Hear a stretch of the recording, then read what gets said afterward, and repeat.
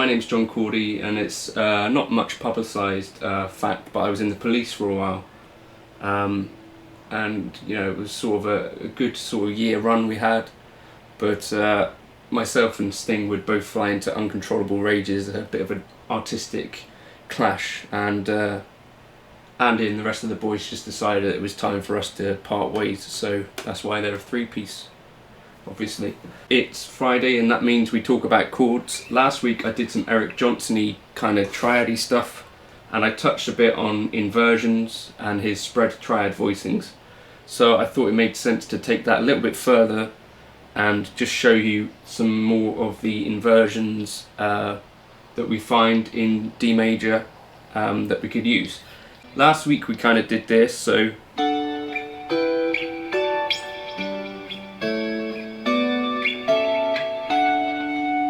and we figured out kind of the first position inversion of the major.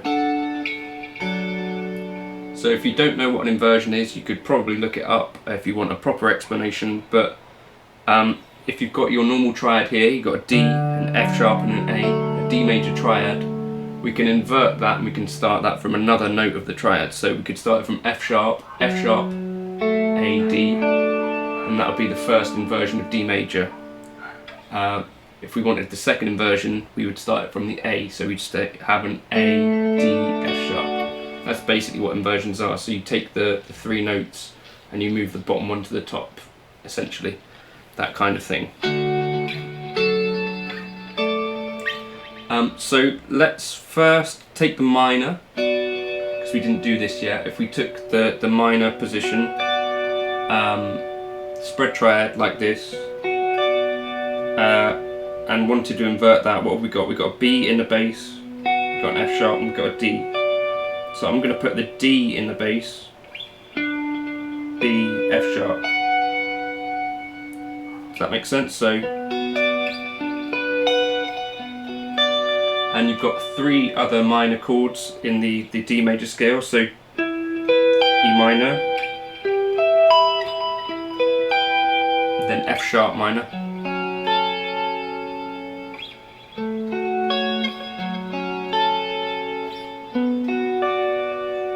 so that's those on that string set. Then we could try down here.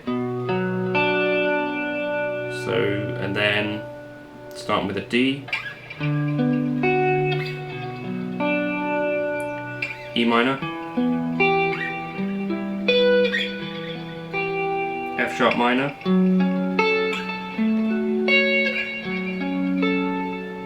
then B minor again.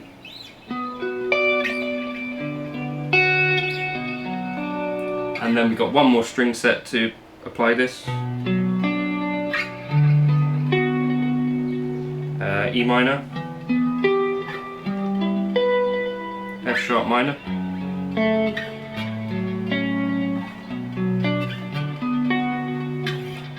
so there will be a tab for this on my Patreon if you want it, but hopefully you can sort of work out what I'm doing from just watching if you don't want to support me.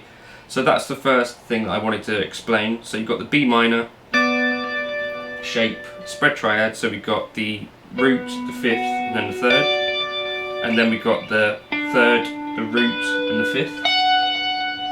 So that's what we learned last week, essentially for the major triad we now learned here. So if you remember at the start of the video, I also said that we could start from the third note of the triad. So let's try this with a major to start with. So we've got a D major.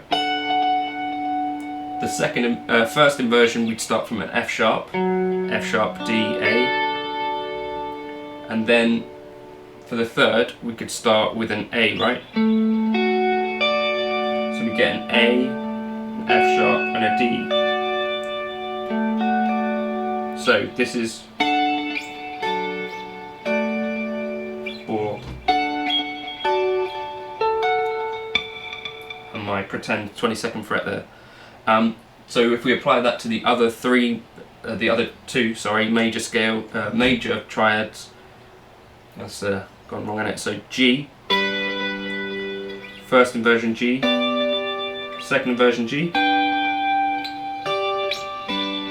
then A,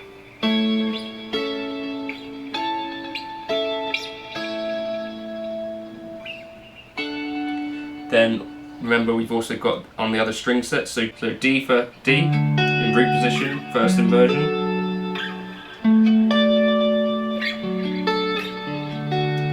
Then we could do a G,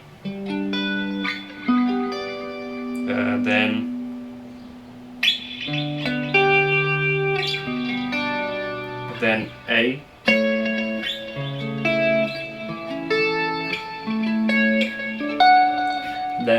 then we've got our lowest string set.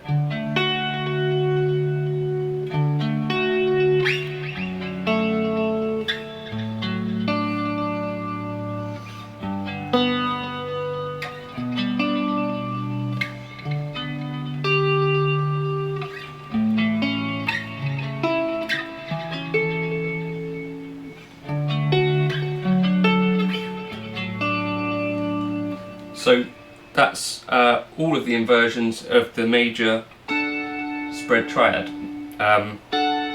which is, I think, worth learning.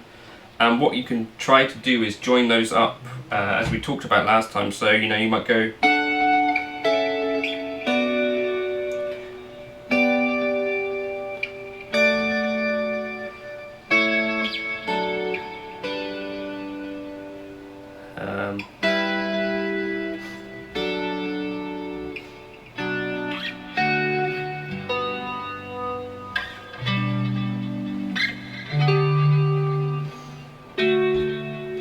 and the cool thing about that is you can join them up and make these cool kind of sounding triads that you can move just the melody note around. So if you treat the top note as a melody,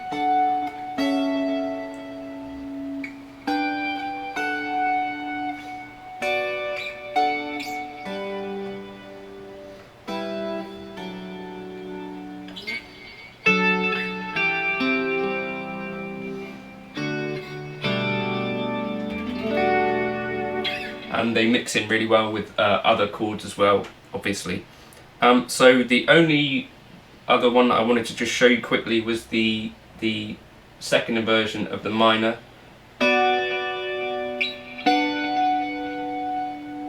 So what would that be? So we've got B, F sharp, D, D, B, F sharp.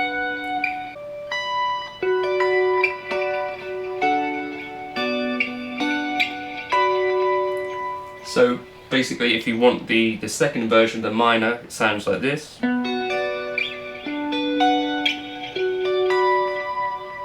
our E minor one would sound like this.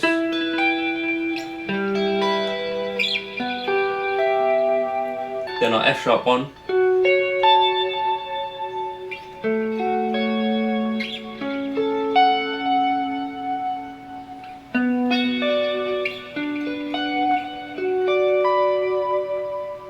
So that's all I wanted to just throw together, and I think those are really useful.